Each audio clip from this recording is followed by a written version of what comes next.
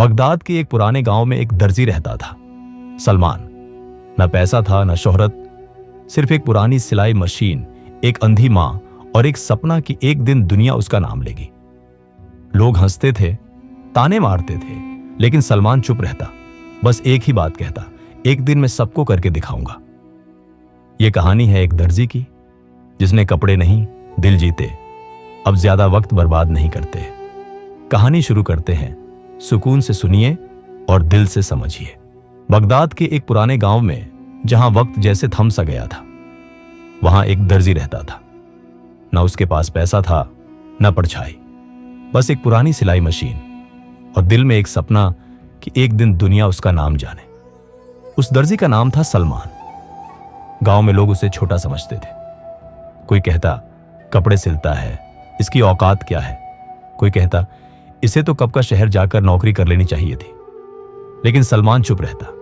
हर सुबह उठता, अपनी पुरानी हाथ से चलने वाली सिलाई मशीन लेकर 4 कपड़े सिलता और हर रात 1 रोटी और 2 आंसुओं के साथ सो जाता।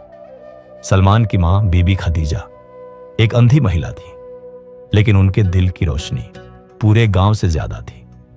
एक रात मां ने सलमान के सिर पर हाथ रखा और कहा, बेटा, दुनिया तुझे सिर्फ एक दर्जी समझती है, लेकिन मुझे पता है तू एक दिन कुछ ऐसा करेगा जो लोगों के दिल तक सिलाई जाएगा।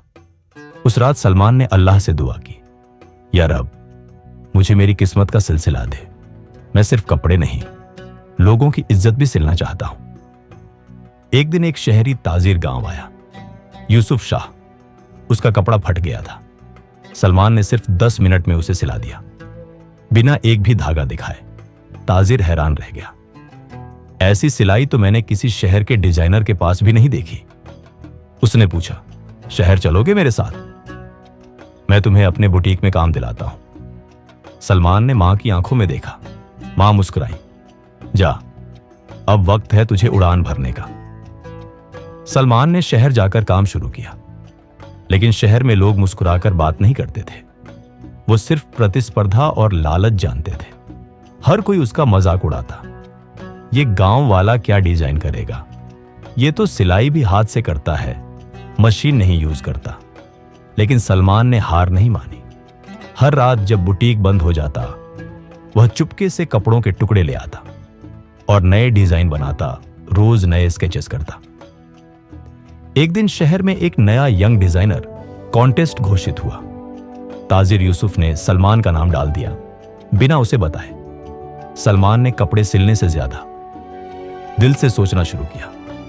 उसने एक डिजाइन बनाया, एक ऐसा कपड़ा जो 3 रंगों में बंटा था, काला, दुख का रंग नीला, उम्मीद का रंग सफेद, खुशी और रूह की रोशनी का रंग, और उस डिजाइन का नाम रखा सफर-ए-रूह। जब सलमान स्टेज पर आया, लोग हंस रहे थे, लेकिन जब मॉडल ने उसका डिजाइन पहना तो पूरी ऑडियंस खामोश हो गई। प्रतियोगिता उसने नहीं जीती, लेकिन अगले ही दिन बगदाद की सबसे बड़ी डिजाइनिंग कंपनी ने उसे अपने यहां रख लिया। उन्होंने कहा, तुम सिर्फ कपड़े नहीं, जज्बात सिलते हो। 1 साल बाद सलमान गांव वापस आया, लेकिन इस बार उसके हाथ में सिलाई मशीन नहीं थी, बल्कि 10 नौजवान डिजाइनर थे जो उसके अधीन काम करते थे। वो लोग जिनके तानों ने उसका पीछा किया था, अब उससे मिलने आए। किसी ने कहा, हमने तुम्हें गलत समझा था सलमान भाई, तुमने साबित कर दिया गांव से भी शहर जीता जा सकता है। अंतिम संदेश, जिंदगी में कोई काम छोटा नहीं होता। सिलाई मशीन हो या सपना, जब तक वो चलती रहे तब तक कोई भी जीरो नहीं रहता। सलमान ने सिर्फ कपड़े नहीं, तकदीर सिल दी और हर उस इंसान के लिए मिसाल बन गया जो सोचता था मुझसे क्या होगा, मैं तो सिर्फ एक दर्जी हूं। हर सिलाई एक कहानी होती है।